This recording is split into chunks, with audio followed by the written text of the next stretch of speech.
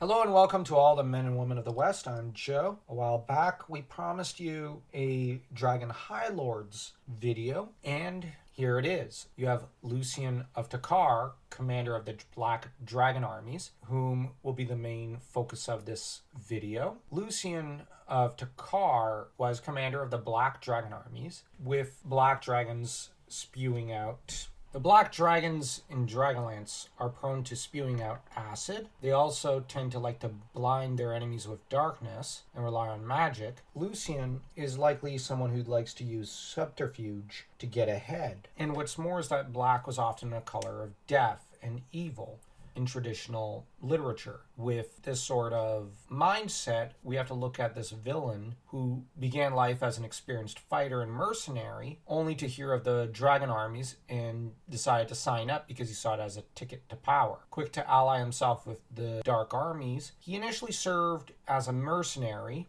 but his knowledge of ogres was to capture the attention and imagination of Ariakas. Familiar with ogres, it was Lucien who was to convince the ogres of Blode to join in the war, with Ariakas so pleased that he promoted Lucien to the role of Dragon-Highlord of the Black Dragon Army, with the previous High Lord having been slain by Maldive. As a High Lord, it was Lucien who overran the Goodland Peninsula and eventually gained control of most of the eastern part of Ansalon. Lucien was very evidently probably the most brilliant military force under Ariakas' command. I can't say for sure how loyal he was, but it's very likely that he wasn't prone to the same sort of needless backstabbing on instinct that Kitiara was to show, where Kitiara was to doom the dragon armies because of her constant schemes. Lucien doesn't seem to have partaken in that, which does make some degree of sense, as there's no profit in backstabbing your own side. But what's more about Lucien was that he was a